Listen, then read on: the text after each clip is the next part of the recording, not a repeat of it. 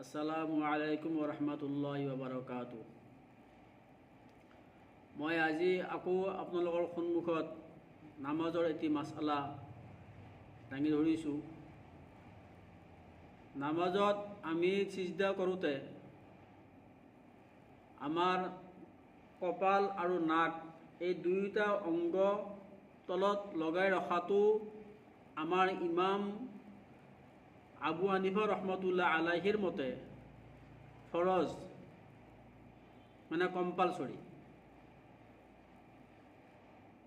কিন্তু কোনো কাৰণবশতঃ ধৰি লওক কাৰোবাৰ কপালত কিবা জখম হৈছে, কপালখন তলত লগাব নোৱাৰে, তেনে অৱস্থাত যদি অকল নাকটো লগাই সিজদা কৰে, সিজদা আদায় হ'ব, তাৰ নামাজ শুদ্ধ হ'ব। ঠিক তেনেকৈ যদি কাৰোবাৰ নাকত কিবা জখম হৈছে, নাকটোত কিবা অসুবিধা আছে, তলত লগাব নোৱাৰে, অকল কপালখন লগাই সিজদা কৰিছে, নাকটো দাঙি ৰাখিছে, তেনে অৱস্থাত তেখেতৰ সিজদা হ'ব আৰু নামাজ শুদ্ধ হৈ যাব কাৰণবশতঃ।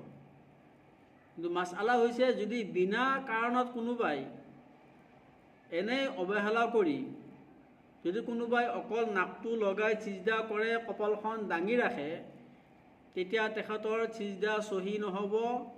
আৰু সিজদাটো হৈছে ফৰজ।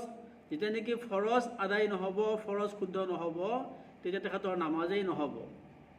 মানে যদি কোনোবাই অকল নাকটো লগাই সিজদা কৰে, তেখেতৰ নামাজ নহ'ব, তেখেতে নামাজ আকৌ ঘূৰাই পঢ়িব লাগিব।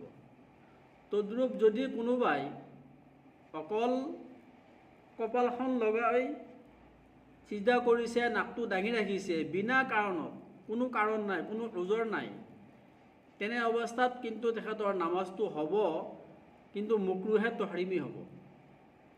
মকৰুহে তহৰিমিৰ সৈতে নামাজ হৈ যাব। গতিকে আমি যাতে সকলোৱেই নামাজৰ সকলো ৰুকুন আৰকান যাতে শুদ্ধকৈ পঢ়াৰ চেষ্টা কৰোঁ। আল্লাহ পাকে আমাক সকলোকে নামাজ শুদ্ধকৈ পাবন্দিৰ সৈতে পঢ়িবলৈ তৌফিক দিয়ক। আমিন।